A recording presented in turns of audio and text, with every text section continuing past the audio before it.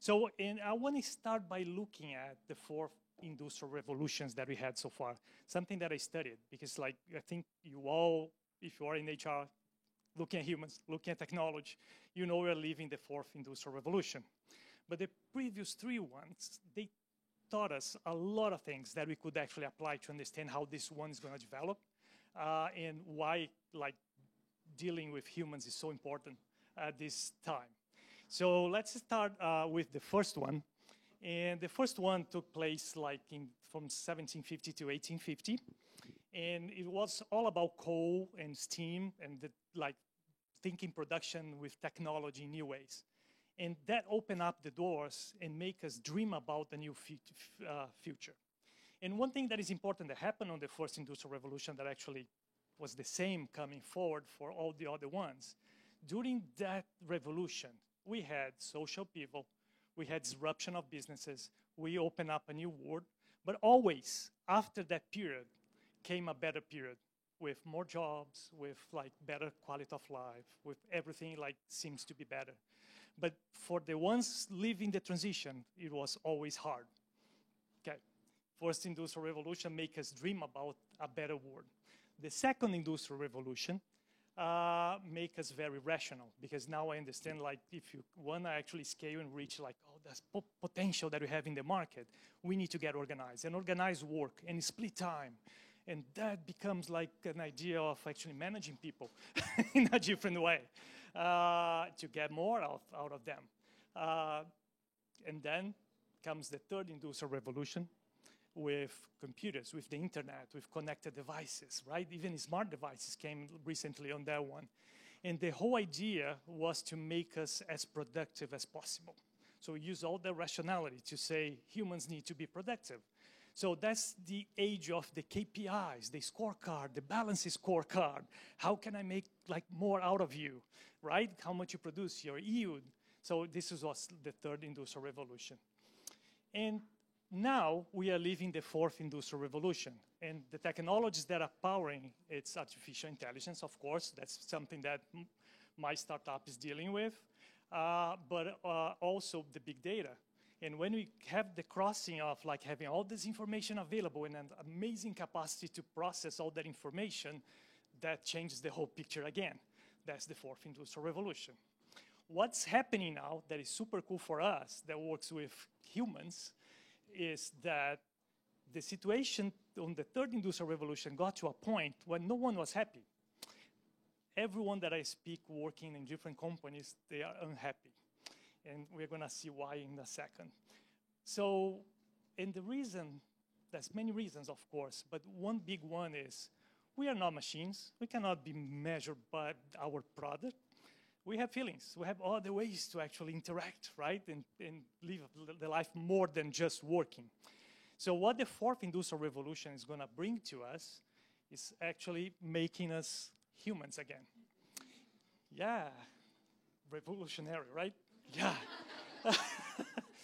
But that's a cool thing. It's actually intelligent machines. We can push them to be machines. Yeah, we can be humans. That's the new news. And that's actually great because we can do so much more. What's happening today with the workplace is that if we look at like 200 years ago and you look at today we have women in the workplace. Great. Today we have computers and Wi-Fi. Not so great. But it kind of is the same thing, right? Like there's not a lot of change. So what technology brought us, oh, sorry, let me just one step back here. So what's happening in that workplace today is no one's happy, as I was saying, and engagement is super low. And when you look at the research, why that engagement is so low, and like half of the workplace in the United States is looking for a new job, that's real data, right? And Enrique, if you can help me out with the time here, just for me not to go over, thank you.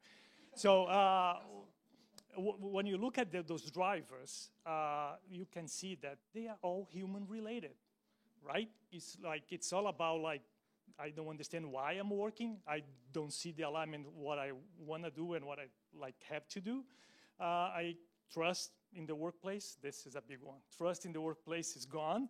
My relationship with my manager, my peers, this is not really looking good. And then, of course, the last one is, I think I need more money because like all the rest is so bad. Okay, so this is the reality, and we need to change that. And more, if we ask, and this is what actually Microsoft Linda did, ask like executives and HR executives, like what is the biggest gap that we need to close in this new era? It's soft skills. And yeah, soft skills, really, collaboration, communication, like really, so human, right? And how do we do that with technology? So technology, is, as we discussed, is making that big empowerment to empower that disruption.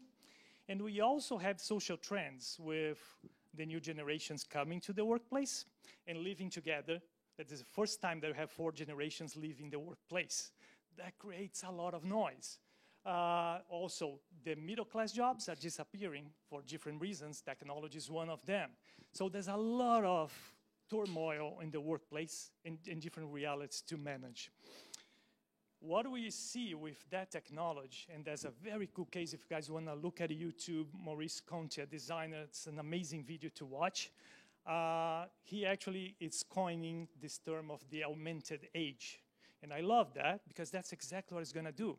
When you use more of that technology, we are going to be augmented in all senses, cognitively, physically, and perceptively. And as we empower humans to be like so much more, the relationship in the workplace changes. The need for organizations like change, we absolutely need like linear organizations because the decision power of having such augmented humans goes down. And how do we deal with that? This is the cool thing, right? This is what this new era is gonna bring. So the new generations come with different aspirations.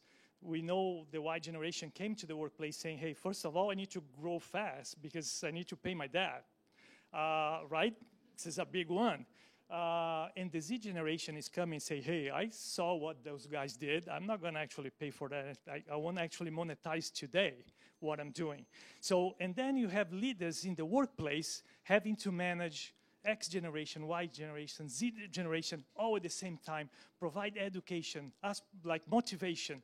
And how do we do that in a good way? With technology, that's the key question. Last but not least, when you look at 200 years of data, we have 2 things. One is more hours to spend. That's great because we live more. And second is how we are using these hours. It's been consistently like less working hours and more leisure hours. So those leisure hours also bring a lot of, if we see the curve there, a lot of room to start thinking on other things beyond work and what contributions we bring to society, what volunteering like we want to do. And that start to say like, do I need to commute to my work to work so few hours? Maybe not. And technology is empowering remote work and all this changing. So what's coming for this workplace is a new deal. What actually worked before is not, it doesn't work anymore. So we need, and we have a chance to empower HR now with technology that give you like this human element, this understanding to push forward like a new era. That's what my company is doing. If you guys are interested to know a little bit more, I'll be around here. Thank you, everyone.